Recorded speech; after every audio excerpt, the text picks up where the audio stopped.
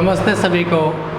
एक बार पुनः स्वागत है आपका इतिहास की क्लास में। देखिए, आज हमारा जो टॉपिक रहेगा वो एक बहुत ही अच्छा टॉपिक है। बहुत बार एग्ज़ाम जो होते हैं उनमें इनके प्रश्न पूछे जाते हैं और ये हमारा BA third year and BA BEd first year में लगता है हमारा टॉपिक। तो आज हमारा जो टॉपिक है वो है भक्ति आंदोलन। कौन सा? भक्ति आंदोलन। ठीक है, भक्ति आंदोलन यानी देखिए, हम हिस्ट्री पढ़ते हैं और हिस्ट्री जब पढ़ते हैं तो इसमें या तो कोई न कोई होती है लड़ाई यानी युद्ध होगा, या होगा कोई आक्रमण, या होगी कोई संधि। अब जैसे नाम आ गया भक्ति आंदोलन, यानी भक्ति के लिए भी कोई आंदोलन होगा। भक्ति जानते हो ना आप? यानी हम घर में बैठकर पूजा पाठ करते हैं। हमारे जो लोग हैं जो अलग राह पे चल पड़े हैं, जैसे आपने देखा होगा कि हम हमारे घरों के अंदर पूजा पाठ करते हैं और उसके बाद धार्मिक भावना का प्रचार प्रसार करने के लिए हम हमारे घर में या हमारे जो सार्वजनिक पैलेस होते हैं वहाँ पर क्या करते हैं कि एक जो बोलते हैं ना उसको सत्संग वगैरह, जागरण वगैरह का आयोजन करवाते हैं। ये क्यों होते हैं कि इससे क्या होता है कि इससे मतलब सौहार्द की भावना पनपती है, धार्मिकता का बढ़ावा मिलता है, धार्मिकता को बढ़ावा मिलता है इससे। जैसे कोई मंदिर है और मंदिर में कीर्तन का प्रोग्राम है। अब मंदिर में कीर्तन का प्रोग्राम है तो उसमें क्या होगा, मंदिर में हम सब लोग जाएंगे और सब लोग जाएंगे तो क्या होगा, वहाँ पर हमने उनकी बातों को सुनेंगे। वो कहेंगे कि लड़ाई झगड़ा नहीं करना, हमें मोक्ष के लिए भगवान को मानना चाहिए, ये करना चाहिए, वो करना चाहिए, यानी अनेकों प्रकार की हमें अच्छी अच्छी बातें बतलाते हैं। तो हमारे मन में जो किसी भी प्रकार की किसी के प्रति कोई द्वेषता होती है ना, तो फिर क्या होता है, वो हमारी द्वेषता दूर हो जाती है। तो इसी प्रकार से एक भक्ति आंदोलन की शुरुआत हुई और भक्ति आंदोलन की शुरुआत भारत में बहुत पहले हो चुकी थी। क्या हो चुकी थी? बहुत ही पहले हो चुकी थी, जिसके कारण पढ़ेंगे आज हम। क्या पढ़ेंगे? कारण। तो पहला जो कारण आएगा, देखिए वैसे तो भारत एक धार्मिक संस्कृति का देश रहा है, यानी भारत में वो तो ईएल रीज खुद कहता है ना कि अंग्रेज अगर भारत में धार्मिक भाव को लेकर नहीं आते, धार्मिक प्रवृत्ति को अगर लेकर नहीं आते, तो ये चाहे जितने मर्जी जितने वर्षों तक यहाँ पर शासन करते हैं, हमें हर चीज़ बर्दाश्त है, हर चीज़ हम हंसते हंसते सहन कर लेंगे। चाहे हमें फांसी लटका दो। भगत सिंह को जब फांसी लटकाया गया था तो हंसते हंसते उसने फांसी को कबूल कर लिया था। मतलब बात यह है कि आप चाहे फांसी दे दो वो मंजूर है, लेकिन अगर आप हमारे धर्म के साथ हस्तक्षेप करोगे तो हमें कतई बर्दाश्त नहीं है। वो बात आपको ज्वलंत उदाहरण मंगल पांडे वाला मिल गया होगा। यानी चर्बी और कारतूस की जब बात आई तो मंगल पांडे ने आयुष्मान वड्डफ की हत्या कर दी थी उसी समय, क्योंकि धर्म के मामले में हमारे को समझाए। क्योंकि भारत तो एक सनातन धर्म का देश रहा है और भारत में तो सदियों से प्रागैतिहासिक काल से लेकर और आज तक देखा जाए तो हमारे तो इतने देवी देवताएं हैं, इतना हमारा धार्मिक सौहार्द है, यानी इतने देवी देवता होने के बावजूद भी हम बड़े सौहार्द के साथ रहते हैं, बड़े प्रेम के साथ रहते हैं। अनेकों देवी देवताओं में हमारी आस्था होती है। विश्व में भारत एक ऐसा देश है जहां लोग, एक बार क्या हुआ था, द टाइम्स ऑफ इंडिया में एक खबर आई कि हमारे शनिवार के दिन इतना तेल हम मंदिरों में चढ़ा देते हैं शनि महाराज के, जितना अमेरिका पूरा एक महीने खाता है। ये हमारी धार्मिक भावना ही तो है। गाड़ी हमारे पास होती है, घर में गाड़ी खड़ी है, लेकिन हम सालासर पैदल जाते हैं। किसके कारण? श्रद्धा के कारण। और अन्य देशों में ऐसा कहीं पर भी नहीं मिलेगा आपको। भी पैदल वही व्यक्ति जाएगा जिसके पास संसाधन नहीं है, जिसके पास किराया भाड़ा नहीं है, गाड़ी नहीं है। हम लोग क्या करते हैं, जितना बड़ा आदमी होगा उसके पास अनेकों संसाधन होंगे, गाड़ी घोड़ों के, लेकिन वो पैदल जाएगा, और जो गरीब आदमी होगा वो गाड़ी या बस में जाएगा। ये हमारी सौहार्द का, धार्मिक भावना का प्रतीक है। ये बात देखिए ना हम लोगों ने, मैं कोई गलत नहीं बता रहा आप। अब जब सालासर का मेला बढ़ता है उसके बाद खाटू श्याम जी लोग जाते हैं। इधर हमारे पास में एक छोटा मतलब उत्तर भारत का सबसे बड़ा मेला लगता है गोगा जी का। वहाँ पर बहुत बड़ी मात्रा में पैदल व्यक्ति अपनी श्रद्धा के अनुसार, उनके पैरों में छाले पड़ जाते हैं, लेकिन फिर भी वो किसके लिए आते हैं? अपनी श्रद्धा के अनुसार बड़ी हंसी ठिठोली करते हुए, एक धार्मिक उन्माद अपने मन में भरे हुए और अपनी मन्नत को अपने सामने देखते हुए भी, हमारी मन्नत है वो हमारे लोक देवता है, हमारा जो इष्ट देव वो क्या करेगा, पूरी करेगा।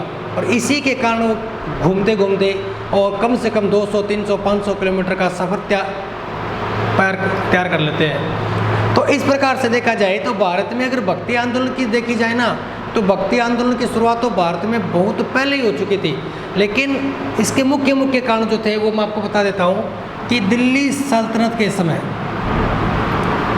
दिल्ली सल्तनत के समय उत्पन्न परिस्थितियाँ, ठीक है। नंबर 2, हिंदू धर्म में आई बुराइयाँ, ठीक है। नंबर 3, देखिए मैं अगर कारण लिखता जाऊंगा यहाँ बोर्ड पे तो कारण पता नहीं कितने हैं भी। भक्ति आंदोलन की शुरुआत क्यों होगी, कारण असंख्य कारण है इसके भी, कुछ भी ले लो भी। दिल्ली सल्तनत के समय हिंदू धर्म में आई बुराइयाँ, ठीक है भी, ऐसे अनेकों कारण थे भी जिसके कारण क्या होगा, भक्ति आंदोलन की शुरुआत होगी, ठीक है। तो पहला हमारा जो कारण वो यहीं पर देखो, बात मैं आपको समझाता चलूँगा साथ साथ और साथ साथ लिखता चलूँगा। देखिए पहला कारण क्या था, दिल्ली सल्तनत के समय उत्पन्न परिस्थितियाँ, ठीक है। देखिए दिल्ली सल्तनत के समय क्या हुआ था, देखो इधर सारे, वैसे तो भारत में भक्ति आंदोलन की शुरुआत तो बहुत पहले हो चुकी थी, 7वीं शताब्दी में हो चुकी थी, लेकिन भक्ति आंदोलन जो है वो 11वीं सदी में शुरू हुआ। तो देखिए क्या हुआ, दिल्ली सल्तनत यानी 1192 में मोहम्मद गोरी जब भारत आया, ठीक है, तराइन के द्वितीय युद्ध में, और मोहम्मद गोरी ने क्या किया कि पृथ्वीराज चौहान को हरा दिया। पृथ्वीराज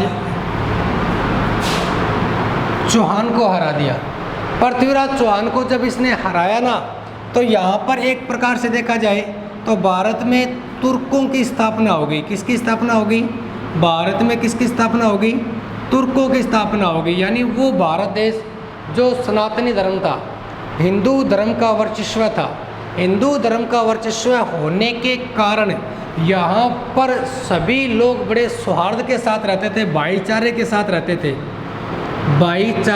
रहते थे, ठीक है। हिंदू धर्म का बोलबाला था, अन्य कोई भी प्रकार का यहाँ पर धर्म नहीं था। लेकिन जब भारत में दिल्ली सल्तनत यानी कुतुबुद्दीन ऐबक से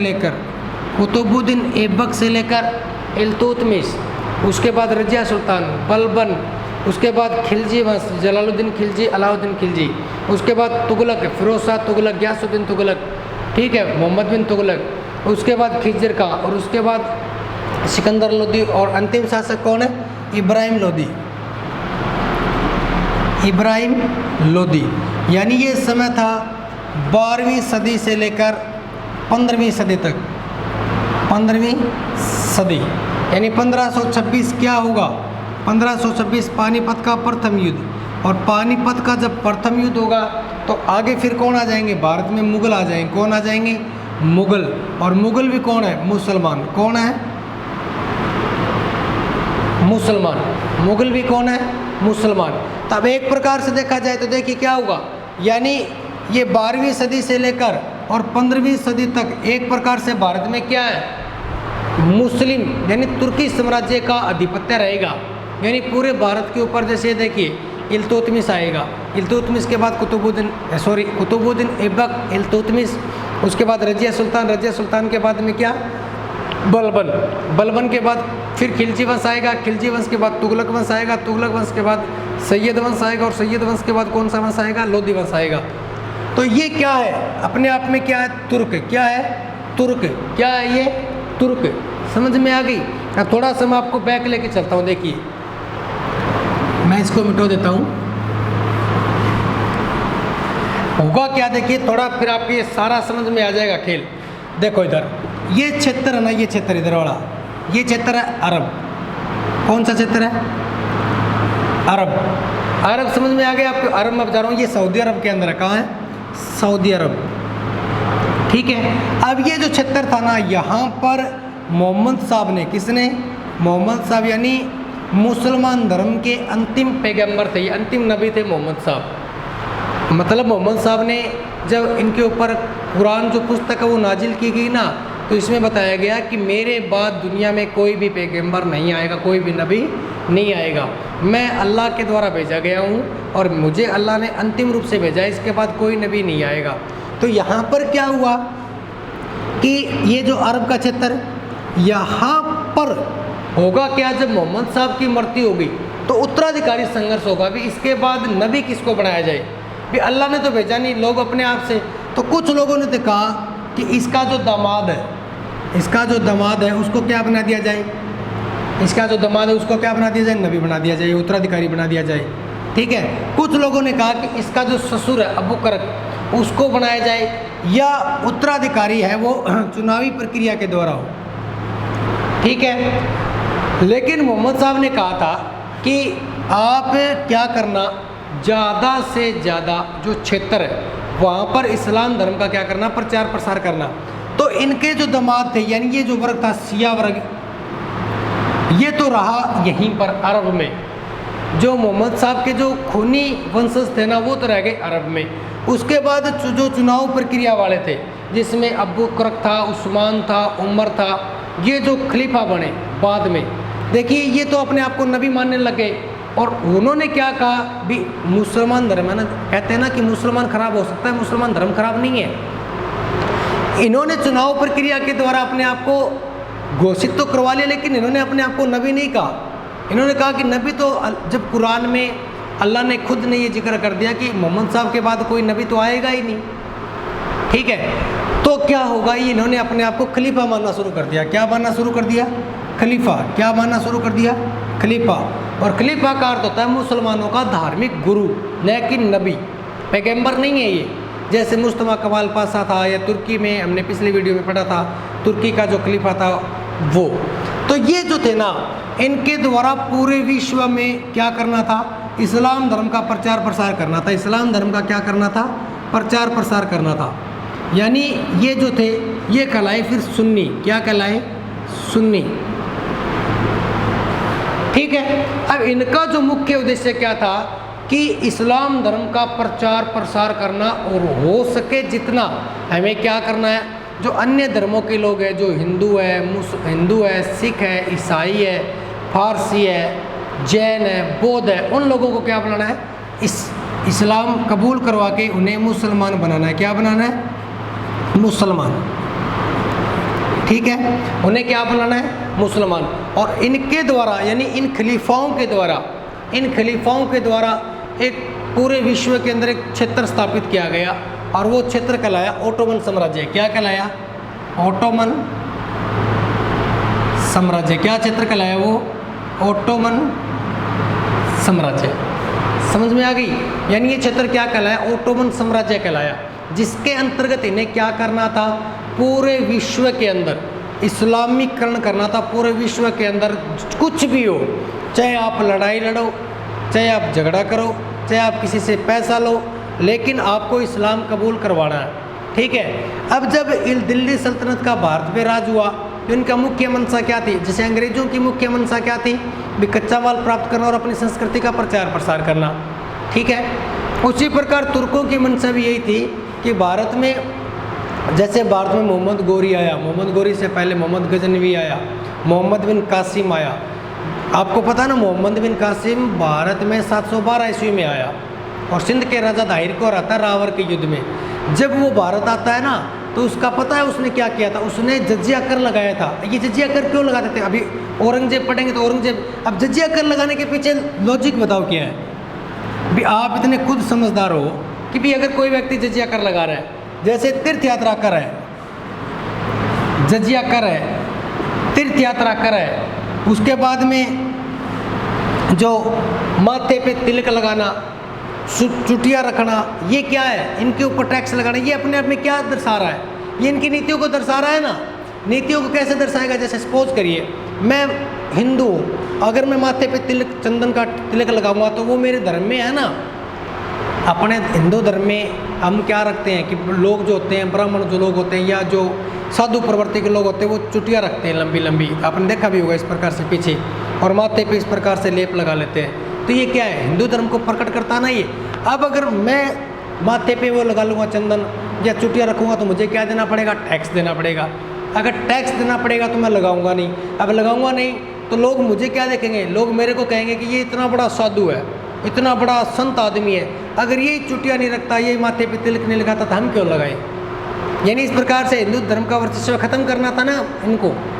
समझ में आ रही है ना मेरी वाली बात, मैं जो बोल रहा हूँ, यानी हिंदू धर्म का वर्चस्व खत्म करना है। अरे सपोज करिए आज हम लोग मंदिर में क्यों जाते हैं, हम लोग मंदिर में इसलिए जाते हैं क्योंकि सपोज करो कि कोई बड़ा आदमी है, बहुत पैसे वाला आदमी है, और वो मंदिर में रोज जाता है, तो कोई छोटा आदमी उसको देखेगा ना तो वो भी मंदिर में जाएगा। वो सोचेगा कि भगवान ने देखो इसको कितना धन दिया है, इसके पास कितनी प्रॉपर्टी है, इसके कितनी सुख सुविधाएं हैं, तो हम भी लोग उसकी नकल करेंगे। अगर गरीब आदमी, देखिए गरीब आदमी का भगवान है ना, वो गरीब ही रहता है, और अमीर आदमी का भगवान अमीर हो जाता है। और हम लोग अक्सर अमीर आदमी के भगवान की नकल भी करते हैं। जैसे अमीर आदमी मान के चलो हनुमान जी की पूजा करता है, तो हम लोग अपने वालों को छोड़कर हनुमान जी की पूजा करेंगे। हम ये सोचेंगे कि शायद हनुमान जी ने इसको इतना सारा सुख समृद्धि वैभव दिया होगा। ठीक है, उसके बाद जैसे जजिया कर है, अब जजिया कर लगता था, ये मुसलमानों पे तो लगता नहीं था, अब लगेगा किस पे, हिंदुओं पे। किस पे लगेगा, हिंदुओं पे। समझ में आ रही मेरी वाली बात। अब जैसे सपोज करिए कोई हिंदू है और उसको जजिया कर देना पड़ेगा, यानी हिंदू होने के कारण उसको जजिया कर देना पड़ेगा।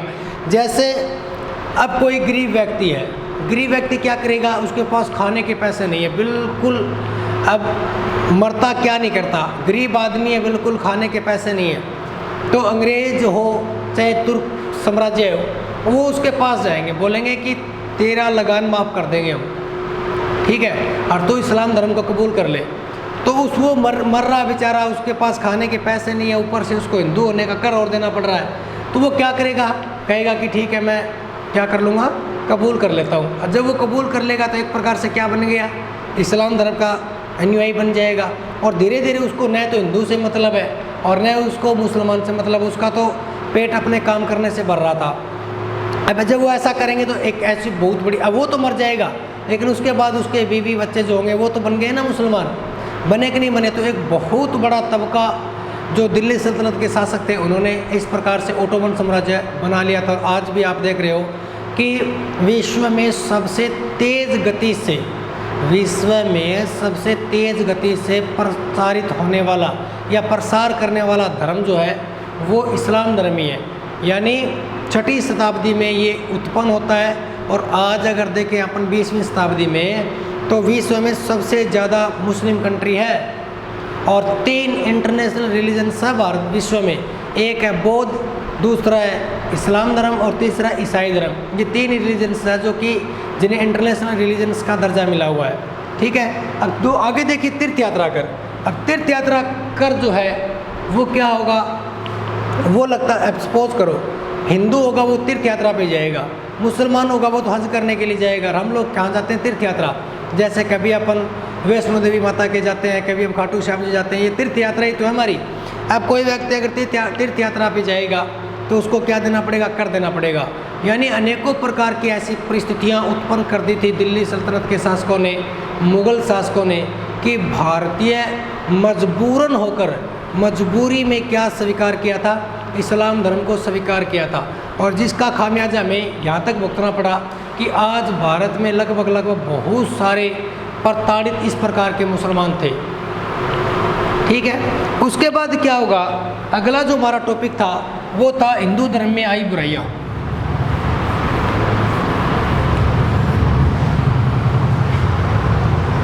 दूसरा हमारा टॉपिक कौन सा था, हिंदू धर्म में आई बुराइयाँ। देखिए हिंदू धर्म में किस प्रकार से बुराइयाँ आ गई थी। हिंदू धर्म जो था इसमें पहले उस समय देखिए बलि प्रथा थी। क्या थी, बलि प्रथा। ठीक है। यानी हिंदू धर्म में भी अनेक प्रकार की बुराइयां आ चुकी थी उस समय। उस समय क्या हुआ था, अनेकों प्रकार की जो विसंगतियाँ थी हिंदू धर्म में हमें देखने को मिल रही थी, जिसके कारण क्या हुआ कि ये लोग बलि प्रथा करते थे उस समय। अब बलि प्रथा जो होती थी यानी किसी जीव को मारकर खाना या भगवान के नाम पर जीव हत्या करना, ये अपने आप में एक बहुत बड़ा पाप था, अन्याय था। ठीक है। तो जो भारतीय बुद्धिजीवी थे या भारतीय समाज सुधारक जो थे या जो साधु प्रवृत्ति के लोग, जो संत लोग थे, उन्होंने कहा कि अगर इस प्रकार से जीव को आप मार रहे हो, आप बलि प्रथा कर रहे हो, तो ये अपने आप में एक बहुत बड़ा पाप है। जीव को मारकर खाने से आपको कभी भी जिंदगी में मोक्ष की प्राप्ति नहीं होगी। अगर आप इसी प्रकार से इनको मारते रहोगे तो आप नरक के अंदर जाओगे, आपको कभी मोक्ष की प्राप्ति नहीं होगी। इस प्रकार से देखा जाए तो हिंदू धर्म में क्या आ गई थी, अनेकों प्रकार की बुराइयां आ गई थी। नंबर 2 देखें तो एक बलि प्रथा हो गई। बलि प्रथा के बाद में अनेक प्रकार के करों का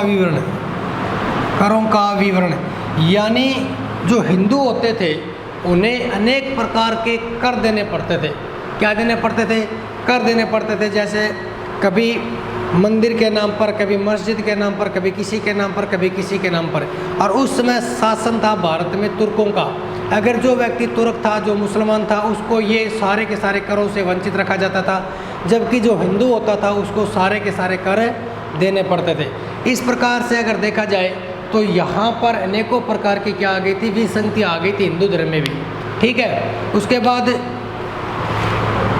शिक्षा का प्रचार न होना, शिक्षा का प्रचार प्रसार न होना।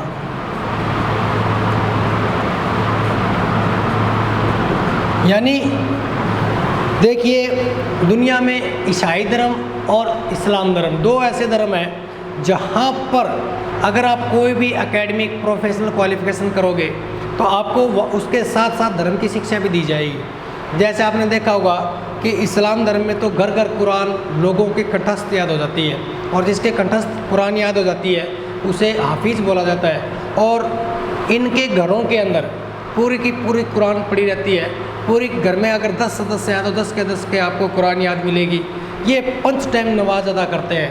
यानी जो हमारी इनकी नमाज का जो शेड्यूल होता है, फजर, जोहर, मगरिब, ईशा, असर, ये जो 5 टाइम नमाज होती है, कलमा जो होता है, उसके बाद ज़कात है, ये अपने धर्म का पूरा प्रचार प्रसार इसलिए करते हैं क्योंकि इनको शिक्षा दी जाती है। मदरसों में, मकतबों में इनको क्या दी जाती है? शिक्षा दी जाती है। जब उनको इस प्रकार की शिक्षा दी जाती है ना, तो ये लोग क्या करते हैं कि धार्मिक प्रवृत्ति इनमें अग्रसर हो जाती है।